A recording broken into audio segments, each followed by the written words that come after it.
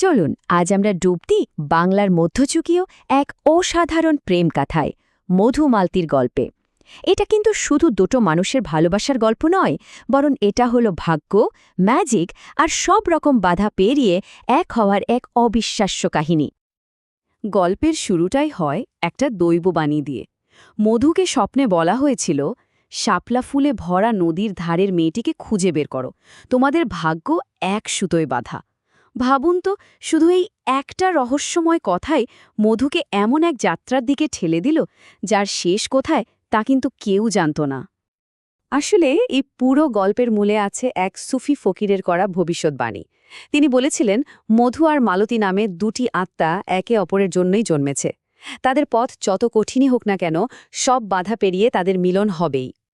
তো একদিকে ছিল মধু, এক সম্ভ্রান্ত পরিবারের খুব বুদ্ধিমান আর শান্ত স্বভাবের ছেলে, আর অন্যদিকে অনেক দূরে আরেক শহরে থাকত মালতী, এক ধনী বণিকের খুব সুন্দরী আর দয়ালু মেয়ে।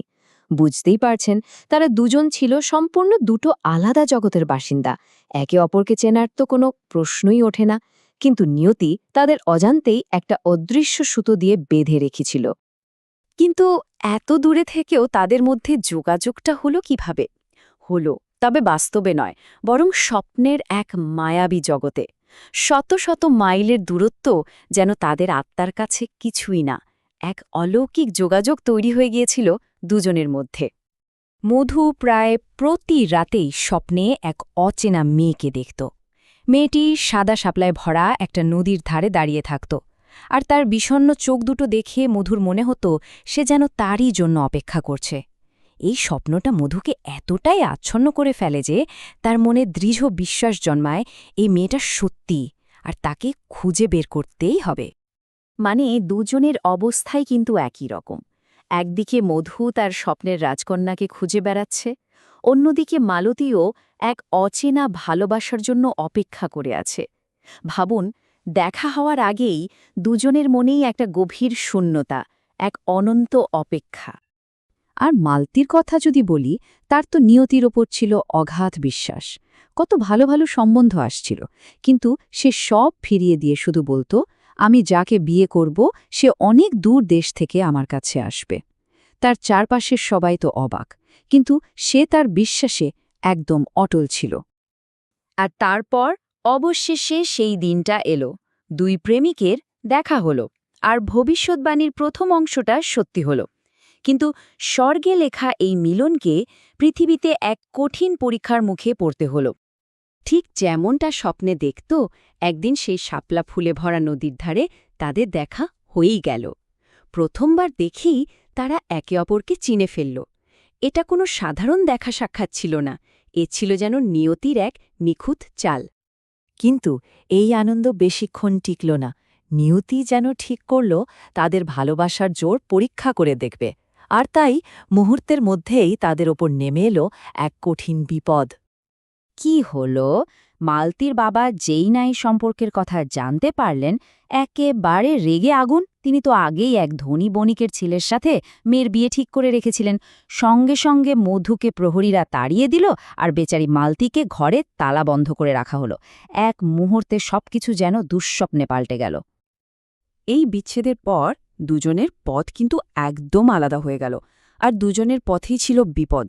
মধুকে লড়তে হলো বনের বিপদের সাথে, আর মালতীকে লড়তে হলো তার বন্দিদশা আর নিজের মনের ভেতরের ঝড়ের সাথে। বেচারা মধু হতাশায় বনে বনে ঘুরতে লাগল। প্রথমে বন্যজন্তু, তারপর দস্যুদের হাত থেকে কোনো মতে বাঁচল, কিন্তু আসল বিপদ তো তখনও বাকি ছিল। সে এক ভয়ঙ্কর জাদুকরের হাতে ধরা পড়ল, যে কিনা তাকে কালো জাদুর জন্য বলি দিতে চেয়েছিল। কিন্তু কথায় আছে না, রাখে হরি তোমারেকে। এখানেই নিয়তি আবার তার খেলা দেখাল।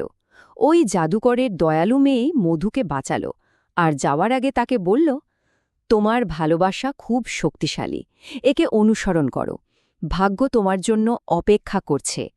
এই কথাগুলোই মধুর নিভে যাওয়া আশার প্রদীপে আবার আগুন জ্বালিয়ে দিল।